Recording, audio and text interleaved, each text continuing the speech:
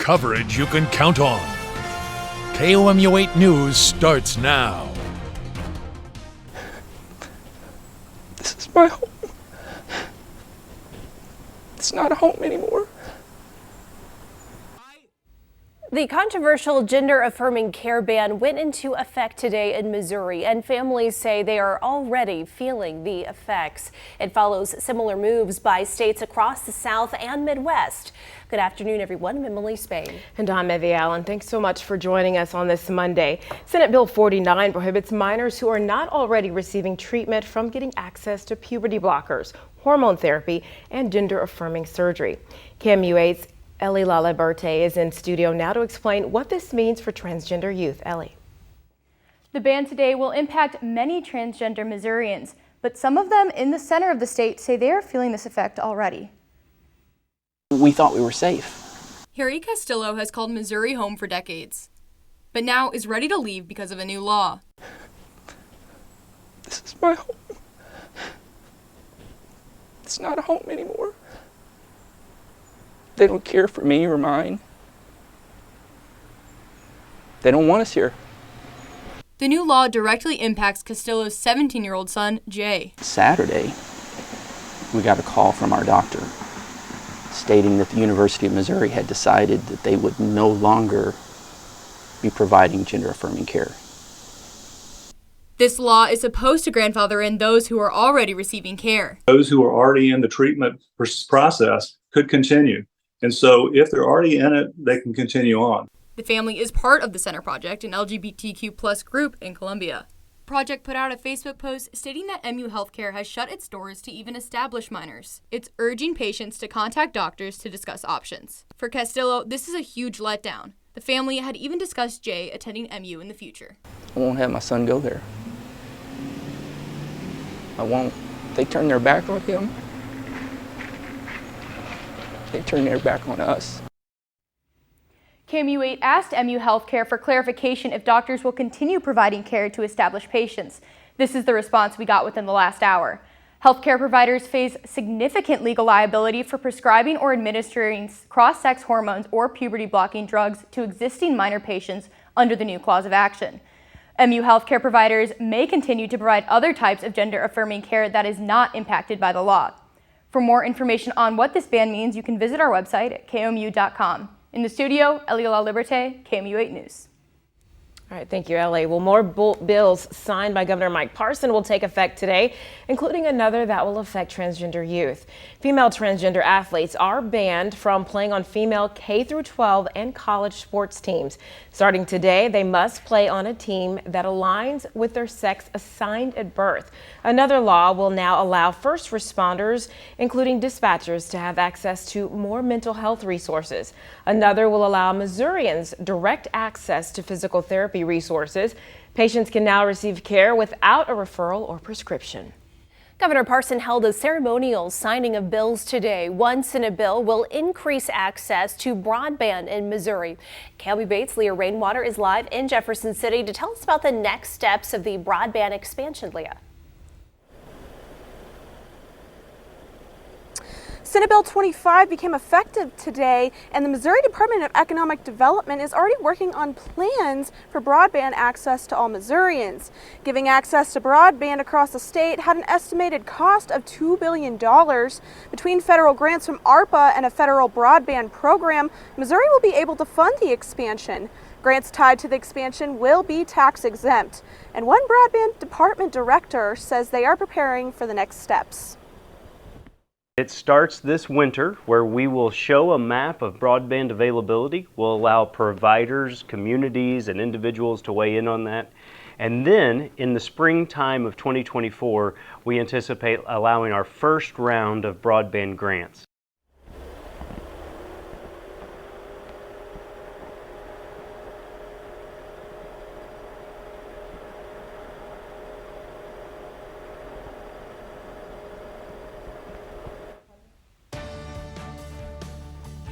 Well, Back here in mid-Missouri, we did see a very comfortable day today. Much welcome change, especially when we think back to last Monday, what we were dealing with, all the heat and humidity. Here, current temperatures right now at 82 degrees in Columbia, 83 down in Jefferson City. Still seeing some upper 70s in the area, 79 in both Marshall as well as in Moberly through Lynn as well, 81 in Camdenton, currently 85 degrees in Boonville. So we're not only seeing those lower actual temperatures, we're also seeing some lower dew point temperatures as well. Dew points across mid-Missouri in the lower to middle 60s, that is, leaving us with a very comfortable feeling as we continue throughout the rest of your evening and really throughout the rest of this week as well. That humidity going to be remaining fairly low. It's going to lead to some very comfortable conditions outside over the next week. I'll have a few more details about the rest of your week ahead in my full forecast.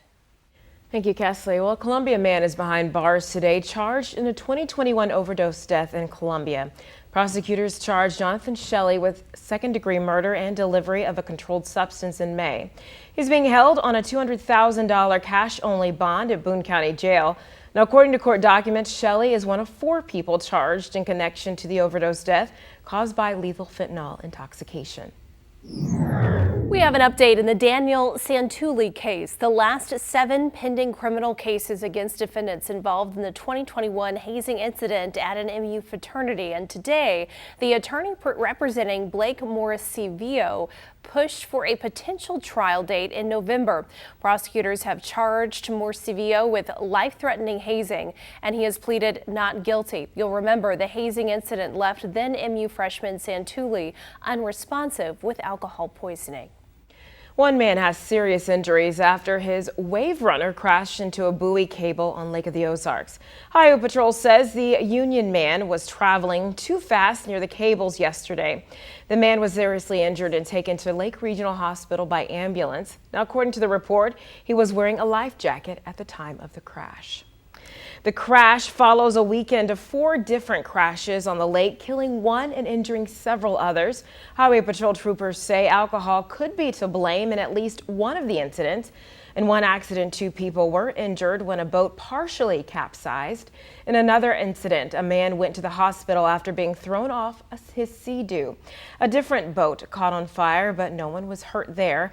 And one boat crashed into breakwater, killing a woman and injuring a man. MSHP says the boat was too close to a dock when it happened. We now know former President Donald Trump is scheduled to be in court for the Georgia election interference case the day before Super Tuesday. Court documents show he and 18 co-defendants will be arraigned in Fulton County in just over a week. Trump is slated to go first, with the others following in 15-minute increments. The former president is expected to plead not guilty. Meanwhile, Donald Trump's campaign says it has raised $7.1 million since the release of his mugshot. Politico first reported the fundraising numbers. His campaign immediately started selling merchandise with Trump's mugshot on it. Since the former president's indictment, his campaign has raised nearly $20 million. Police took a man into custody today in Chapel Hill, North Carolina, following reports of shots fired on the UNC campus this afternoon. You can see in this video a man in handcuffs being detained by police. Around 1 p.m., students were asked to shelter in place while police investigated reports of an armed man on campus. The identity of the man is not known, and it's unclear if anyone is hurt. Campus officials gave the all clear 2 hours ago.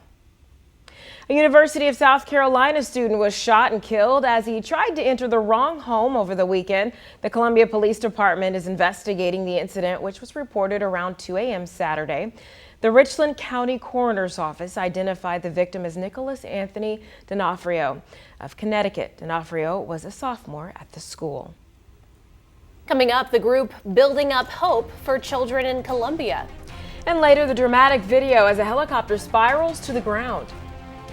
And we're going to see temperatures throughout the remainder of your week at or just below average for this time of year, but we could see some warming temperatures this weekend. I'll have a few more details. You're taking a live look over mid-Missouri on your Monday. Your time is 5:08. This is KOMU 8 News. First at 5, coverage you can count on.